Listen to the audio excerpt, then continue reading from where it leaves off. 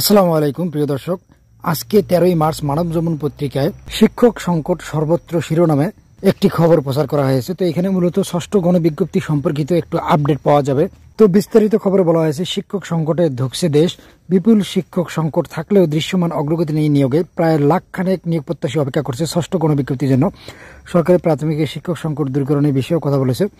33,000-এর কিছু বেশি বেসরকারি এমপিভুক্ত স্কুল, কলেজ, মাদ্রাসা ও কারিগরি শিক্ষা প্রতিষ্ঠানে 96,000-এর বেশি এন্ট্রি লেভেলের সহকারী শিক্ষক পদ শূন্য।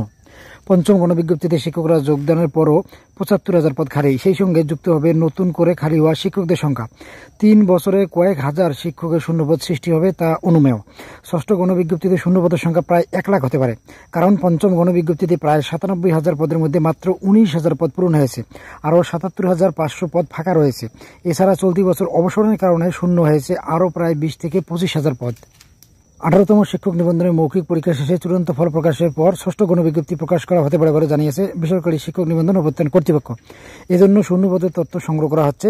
এই কার্যক্রম শেষ হওয়ার 2025 সালের মাঝামাঝি ষষ্ঠ গণবিজ্ঞপ্তি প্রকাশ হতে পারে। তো দর্শক, তাছাড়া আরও বেশ খবর আছে, তার মানে জুন জুলাই মাসেই সেটা হতে পারে হয়তোবা গণবিজ্ঞপ্তি। আপনারা জানেন 18তম ভাইবা চলছে, তো মে মাসের পরবর্তীতেই হয়তোবা তারা রেজাল্ট প্রকাশ করবে। তো এই ছিল আজকে মানব যৌবন পত্রিকায় প্রকাশিত হওয়া আপডেট নিউজটি।